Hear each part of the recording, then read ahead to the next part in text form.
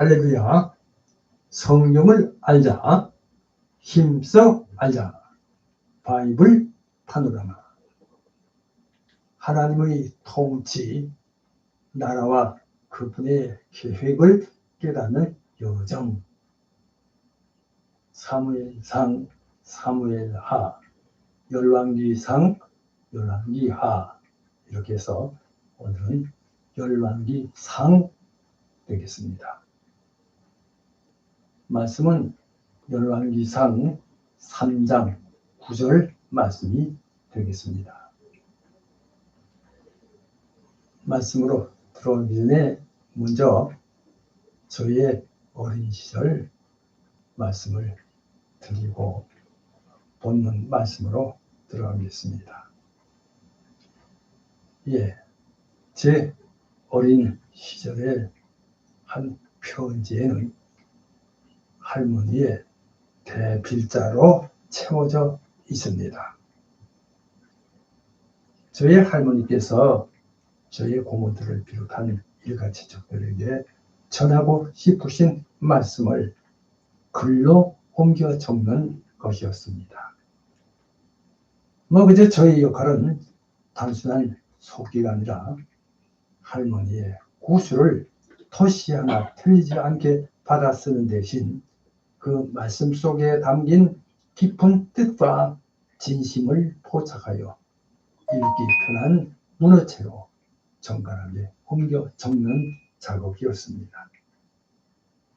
일종의 정서 통역과 같았습니다. 편지가 완성되려 치면 저희 할머니께서는 제가 직접 낭독하는 것을 들으시며 내용을 꼼꼼히 확인하셨습니다. 혹여 빠진 내용은 없는지, 어조가 적절한지 살피신 후 보충과 보완을 지시하셨고, 최종적으로 만족하시면 비로소 승인해 주셨습니다. 이 모든 과정이 끝난 편지에는 언제나 에미로부터라는 할머니의 서명이 결론을 맺었습니다. 물론 이 서명도 사실은 제가 썼습니다. 받은 글은 비록 글씨가 손주인 저의 글씨임을 알았지만 그 편지는 의심할 여지가 없이 할머니의 진실한 마음이 담긴 친서로 받아들여졌습니다. 대필자인 저의 필체를 넘어 할머니의 목소리가 온전히 살아 숨쉬는 귀한 글로 이해되었던 것입니다.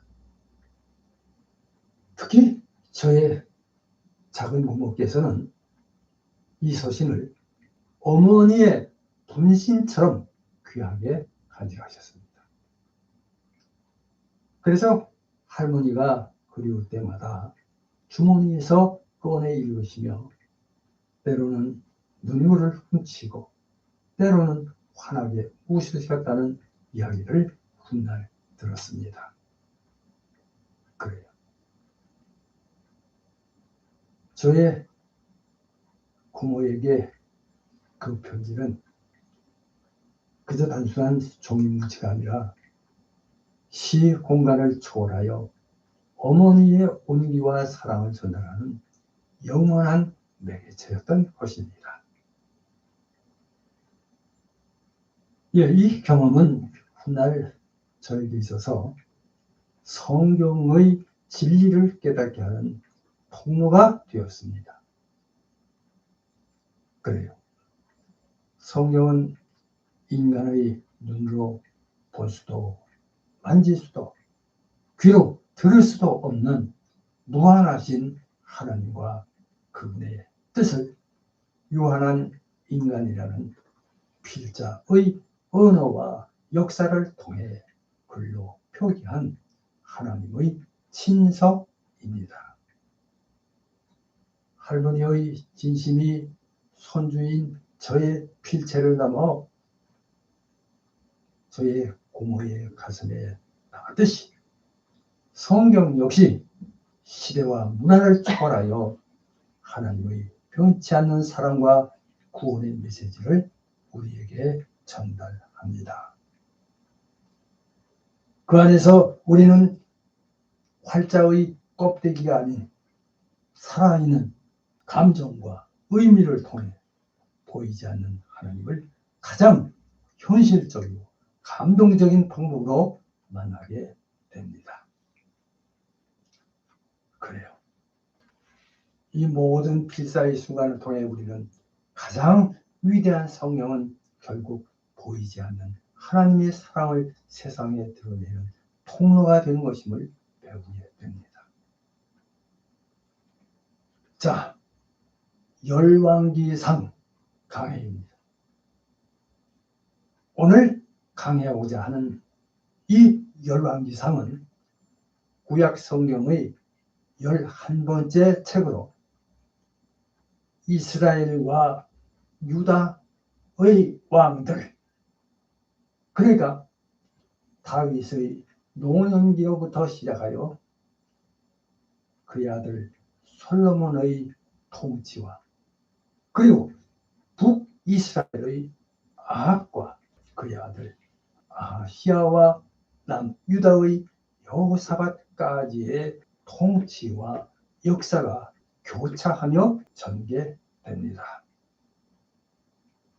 그러니까 이스라엘 역사에 가장 화려했던 국가가 두 쪽으로 갈라지는 비극적인 분열 과정을 다루고 있습니다. 자, 이렇게 열왕기상은 솔로몬의 화려한 성전 건축으로 시작하지만 아합 왕의 탐욕과 전쟁의 비극으로 글을 냈습니다.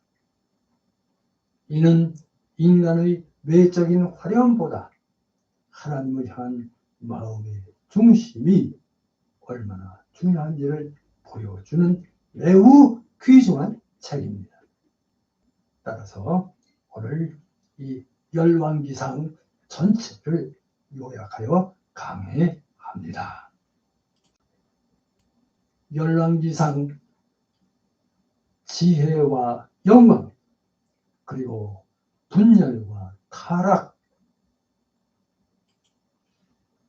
솔로몬 왕국과 이스라엘의 분열 시작합니다.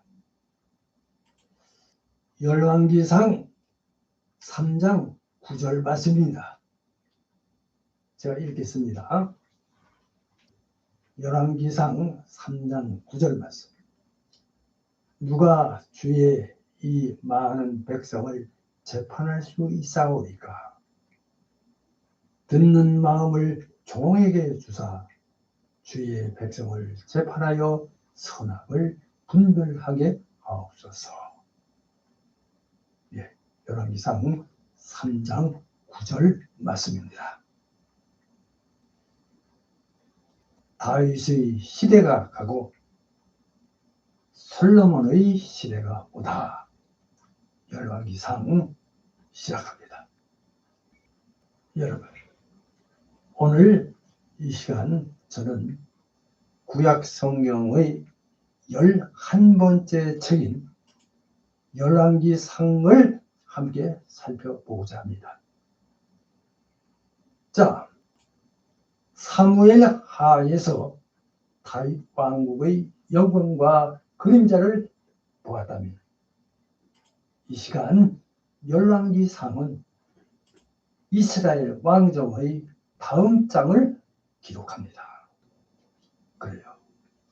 이 책은 다윗의 뒤를 이어 왕이 된 솔로몬의 지혜와 영광, 그리고 그의 타락으로 인한 이스라엘 왕국의 분열을 중심으로 펼쳐집니다. 자, 그리고 또한 분열된 남쪽 유다와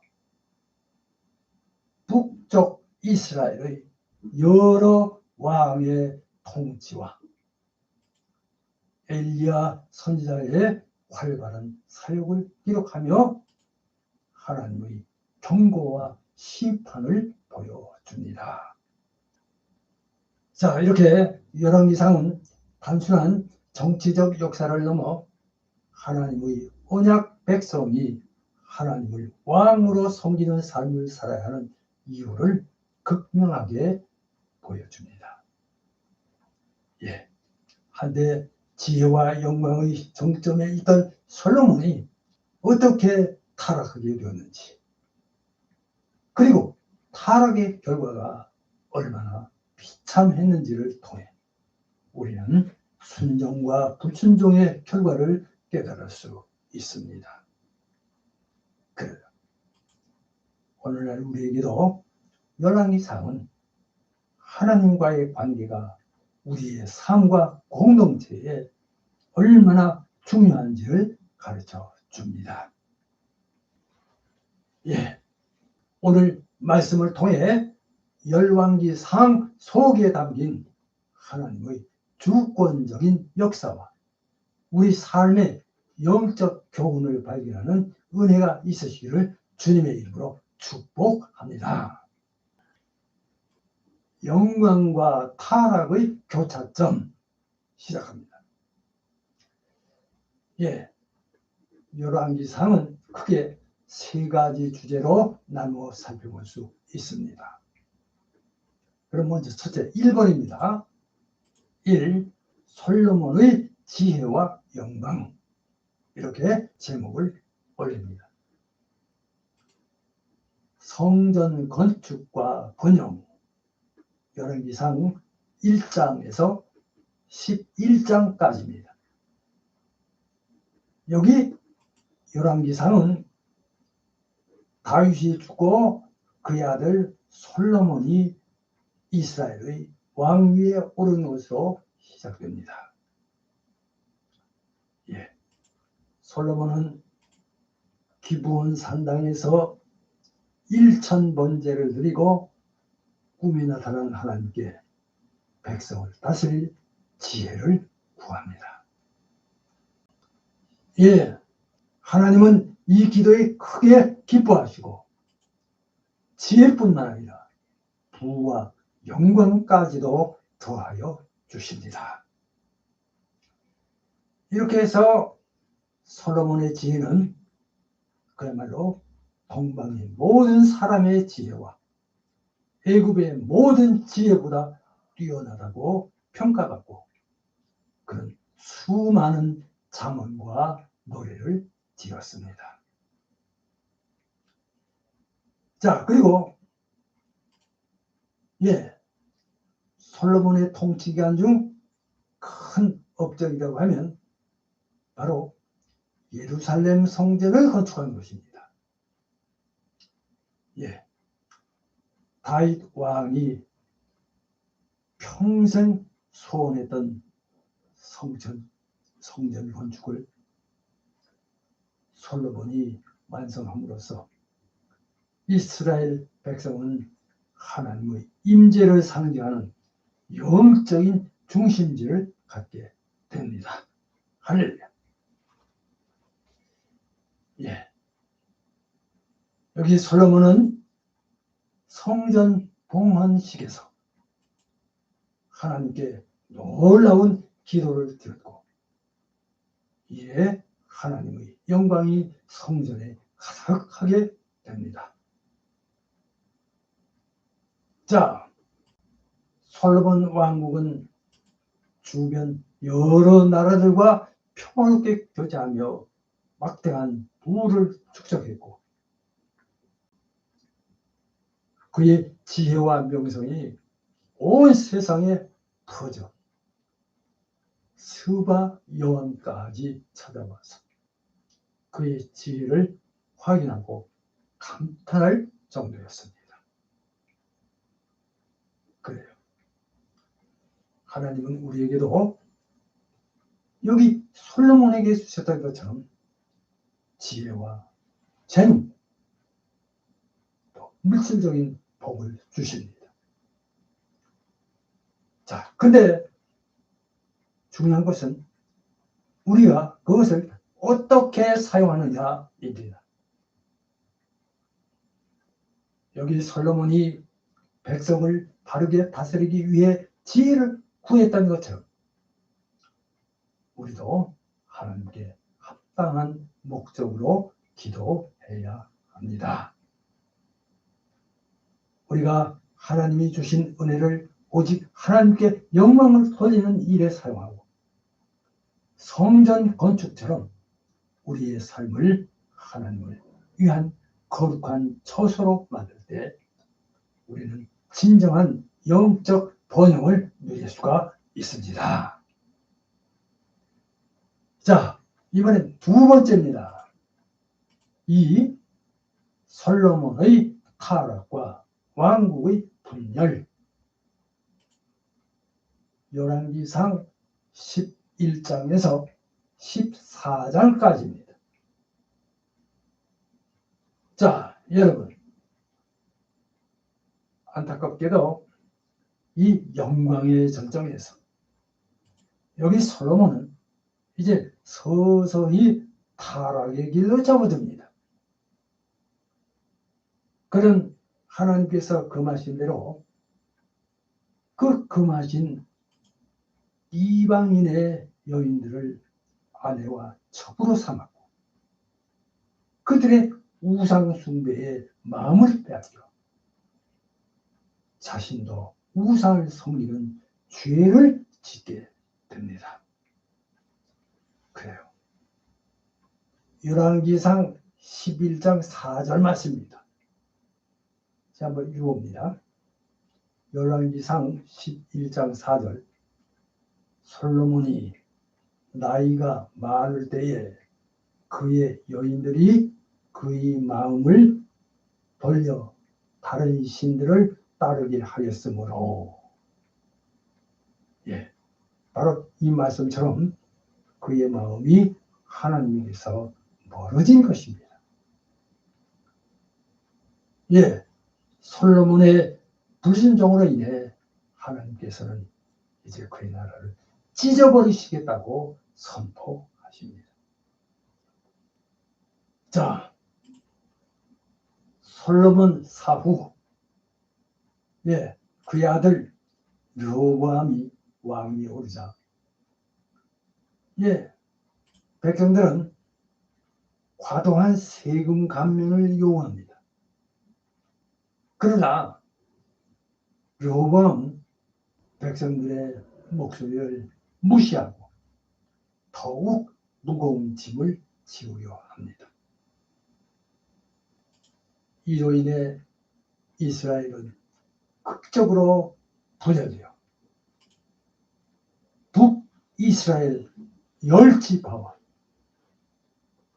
남유다 2지파로 나뉘게 됩니다. 소위 남북이 분열된 것입니다. 자, 여기서 북이스라엘의 첫 번째 왕이 된 여로보암은, 예, 백성들의 마음이 예루살렘 성전으로 향할 것을 염려해서, 예, 단과 베들에 금송아지 우상을 만들어 이를 섬기게 하는 그야말로 치명적인 죄를 보합니다. 그래요. 여기 솔로몬의 타락은 우리에게 인간적인 성공과 영적인 타락이 동시에 일어날 수 있다는 매우 중요한 경고를 합니다. 자, 세상적인 부와 명예가 하나님과의 관계를 멀어지게 하는 독이 될 수 있음을 기억해야 합니다. 또한 교만은 패망의 선봉이라고 했던가요? 이 말처럼 르호보암의 교만은 나라의 분열이라는 비극적인 결과를 초래했습니다. 우리는 어떤 상황에서도 하나님의 말씀에 대한 순종과 겸손함을 잃지 않아야 합니다. 할렐루야. 자, 이어서 세 번째입니다. 3. 분열된 왕국과 엘리야의 사역. 이렇게 제목을 올립니다. 우상 숭배와 하나님의 경고. 열왕기상 15장에서 22장까지입니다. 예, 왕국의 분열 이후 열왕기상은 남유다와 그리고 북이스라엘의 왕들의 역사를 교차하며 기록합니다.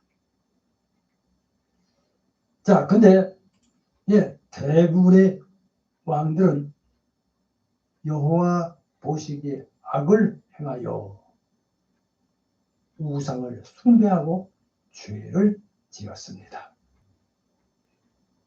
특히 북이스라엘의 아합 왕의 경우는 바알 숭배를 극심하게 확산시켰고, 그의 아내 이세벨은 하나님의 선지자들을 그야말로 무자비하게 죽였습니다. 이러한 영적 암흑기 속에서 하나님께서는 위대한 선지자 엘리야를 보내십니다. 자, 엘리야는 아합 왕에게 가서 하나님의 말씀을 담대히 전하고 바알 선지자 450명과 아세라 선지자 400명 앞에서 그 유명한 갈멜산 대결을 벌입니다. 불이 하늘에서 내려와 재물을 태움으로써 엘리야는 참 신이 오직 여호와 하나님뿐임을 증명했습니다. 엘리야는 또한 이세벨의 위협을 피해 도망치는 연약한 모습을 보이기도 합니다. 호렙산에서 세미한 음성으로 다시 사명을 부여받아 북이스라엘의 영적 부흥을 위해 계속 싸우게 됩니다. 자, 이렇게 열왕기상은 엘리야와 엘리사가 등장하는 이야기로 마무리됩니다. 하나님의 선지자들을 통한 끊임없는 경고와 하나님의 주권적인 통치가 여전히 진행되고 있음을 보여줍니다. 그래요. 여기 이 열왕기상은 우상 숭배가 얼마나 무서운 죄인지를 보여줍니다. 오늘날 우리에게도 하나님보다 더 사랑하고 의지하는 모든 것이 우상이 될 수 있습니다. 우리는 엘리야처럼 세상의 거대한 힘과 잘못된 가치관 앞에서 홀로 서는 용기를 가져야 합니다. 하나님은 우리의 연약함과 두려움 속에서도 우리와 함께 하시며 세미한 음성으로 우리를 위로하시고 다시 일으켜 세우시는 분이십니다. 우리는 여기 엘리야처럼 오직 하나님 한 분만을 섬기며 그분의 말씀에 순종하는 삶을 살아가야 합니다. 할렐루야. 자, 이제 결론.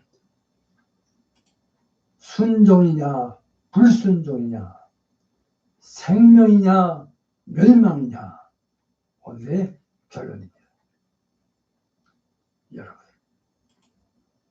열왕기상은 한때 지혜와 영광으로 충만했던 솔로몬의 시대가 그의 불순종으로 인해 분열과 타락의 시대로 변질되는 모습을 통해 오늘날 우리에게 중요한 영적 교훈을 주는 책입니다. 자, 개인의 죄가 한 가정에 영향을 미치고 왕의 죄가 나라 전체에 심각한 결과를 초래하는 모습을 보면서 우리는 죄의 파급력과 심각성을 깨달아야 합니다. 자, 열왕기 사항의 핵심 메시지는 바로 순종과 불순종의 결과입니다. 하나님께 대한 순종은 지혜와 영광 그리고 축복을 가져옵니다. 또 하나님께 대한 불순종은 개인과 공동체의 타락 그리고 멸망을 가져옵니다. 자, 그러함에도 불구하고 하나님은 당신의 선지자를 통해 끊임없이 경고하고 회개를 촉구하십니다. 자, 솔로몬의 지혜와 엘리야의 믿음은 오늘날 우리에게 큰 도전이 됩니다. 우리는 세상의 헛된 영광을 쫓아 하나님을 잊고 타락하는 솔로몬의 길을 갈 것인가? 아니면 홀로 남겨진 것 같은 외로운 상황 속에서도 오직 하나님만을 섬기는 엘리야의 길을 갈 것인가를 선택해야 합니다. 하나님의 말씀에 온전히 순종함으로 솔로몬의 영광을 회복하고 엘리야의 믿음으로 세상의 우상과 맞서 싸워 승리하는 복된 성도들이 되시기를 우리 주 예수 그리스도의 이름으로 축복합니다. 순종이냐 불순종이냐 생명이냐 멸망이냐 기도합니다.